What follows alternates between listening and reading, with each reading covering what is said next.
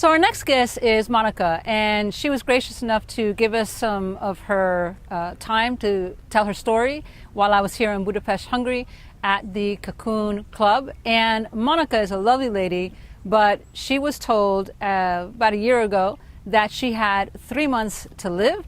The doctors had said, hey, we've done everything we can on our end. Get your life in order, whatever you need to do, because you only have 3 months and that's it. And Monica is a tough cookie. She's from Germany. She is now living in the US. And she said, no, I'm not ready to give up on life. I'm going to do something else to live and continue so she could reach her goals. She wanted to do many things in life, which was exciting that she wasn't giving up. And so this story is where she shares exactly what she did and how she used the water and what else she did. Of course, it's not always just one thing, it's a few things, and she shares that with you. So again, love to have you sit and listen these next few minutes to Monica's story. My name is Monica. I'm born in Germany, in Wiesbaden to be precise. That's close to Frankfurt. And I'm living since about 12 years in Florida in Clearwater. So my story is a little bit, not the normal routine. In April last year, I got told that I have cancer, and the kind of cancer I have is called multiple myeloma. And this kind of cancer is eating up the bones and, in my case, even the blood. So when I got told I have cancer, the doctor told me I have max 3 months to live. So because 93 months, yes, because 96% of my blood was already eaten up from the cancer. So I was pretty shocked when I got told, and I'm like, oh my God. And they wanted to put me right away on chemo, but the information I got was this side effect, this side effect, this side effect. And the doctor was honest enough to tell me he cannot see how there's any chance to heal. We only can drag it out a little bit. So, and I was like, no, I'm not doing this. If I really have to die, then no, I don't want to be drugged with it. So I said, no, I'm living the next 3 months. But when I came home, to be honest, I learned to be a researcher. So I started and said, it needs to be a solution for that. It cannot be. I don't feel like dying. And I have so many goals in my life I want to achieve. I didn't achieve yet, so I didn't go in agreement with this. So I started to research. And finally, after a lot of reading books and a lot of data collection, I found out that I want to do 2 things. Number 1, to heal the effect of the cancer, which already was available. Like I needed a knee replacement because the bones were eaten up already. I needed radiation for the tumor I had in my neck, and I couldn't move my right arm anymore. And I needed a solution for my lower back because the cancer has eaten up the 2 lower back bones. It was horrible and it was very painful. So I wanted to find a solution for, number 1, healing the effect, and number 2, going down to the source, what created this cancer, because only to heal the effect would drag it out a little bit, yes, but it would not really help me.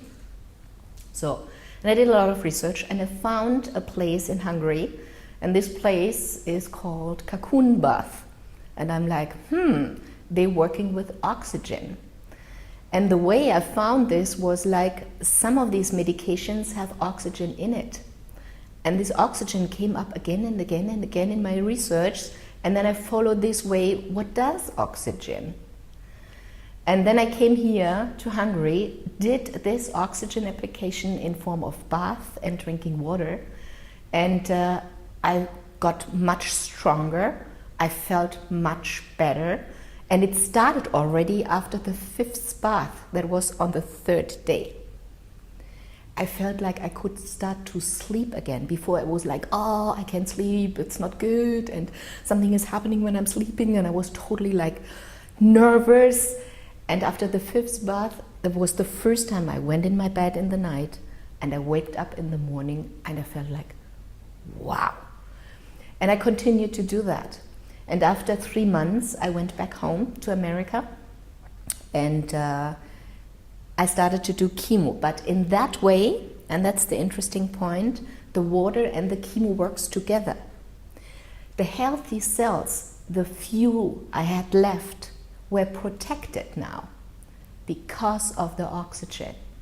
So, and the chemo I got, I had no side effects.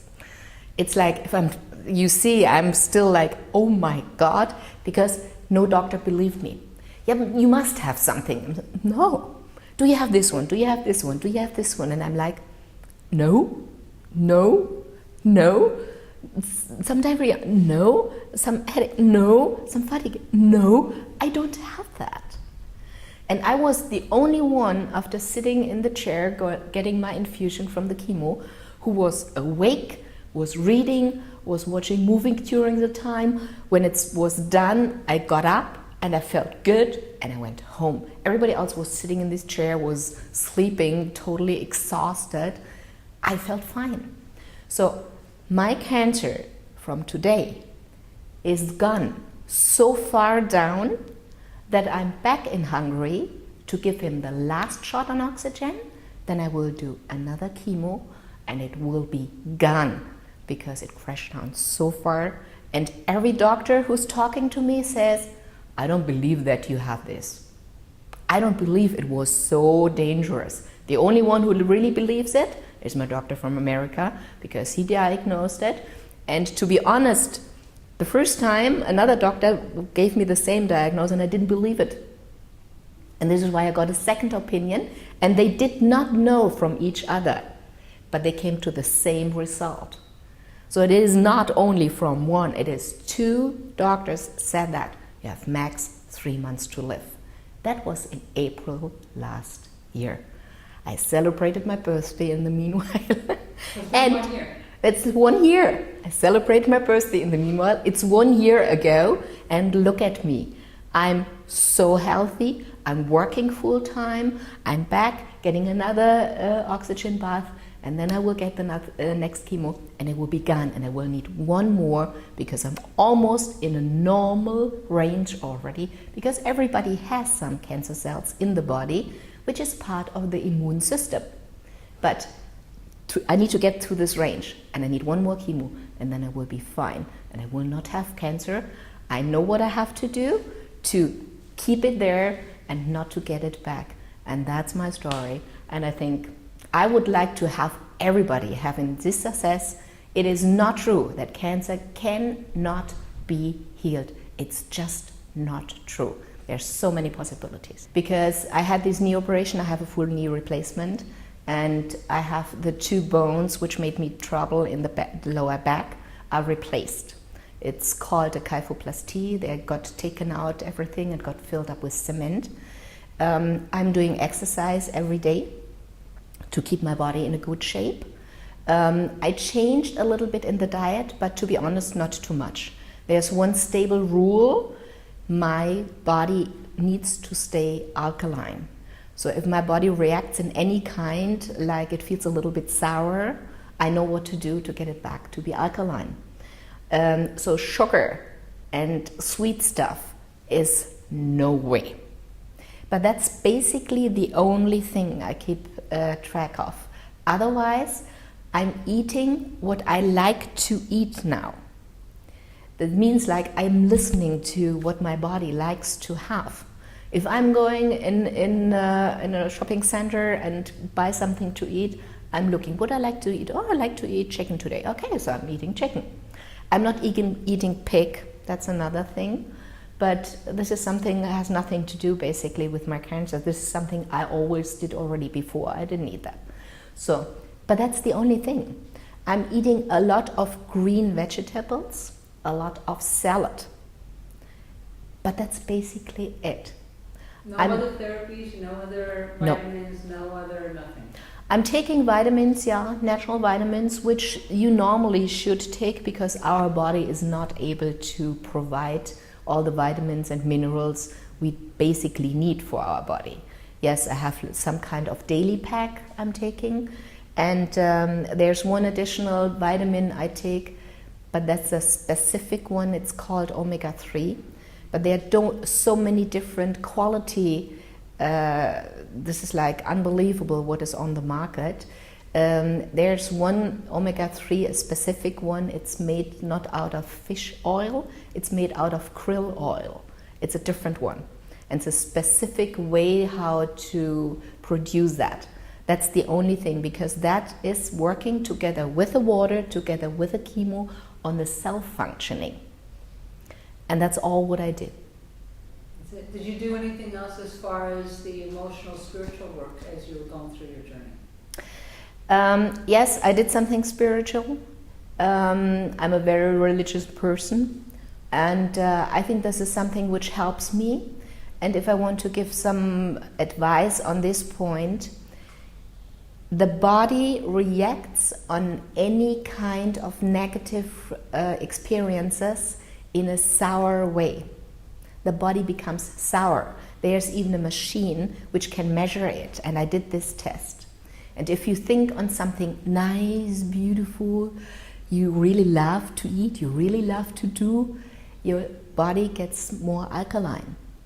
So I try to keep in my life the stable rule in: be happy, do what you like to do, and if there's anything coming up in life which I don't like, I either handle it right away or I just put it aside if I don't want to do it. And that's the way I keep happy. Happiness is important for the condition of the body. And it's not only for cancer healing, it's for every kind of sickness important. The first thing I'm asking them is there anything in your life you always wanted to do and you never did? And only in thinking on this, the person is already changing the mind and thinking positive. And then talking about this, how you can arrange it, what would be necessary. Is there anything else compared to this? And getting people to think about nice things, what they wanted to do, goals they never achieved. Even they never achieved it, but only to think on it makes them more happier. So, and then the next step is, okay, so what do you have to do body-wise and changing in your life to be able to do that? Yeah, I should have this diet and this medication and this, or I need to see this doctor and blah, blah. Oh, that's a great idea. Oh, yeah, you're right, that's a great idea. It's changing in talking about it. It is not to speak about it. We need to speak about the sickness. We need to speak about the condition we are in to be able to handle it. And that's what I do. And it worked. So your right hand was the one that you had a hard time lifting? This arm did not move at all. I had it in a bandage, like fixed on the body, because I was not even able to hold it like this. It was fixed on the body, and it is strong doing exercise like the other one. Fantastic. Thank you for being on the show. I really appreciate it. You are welcome.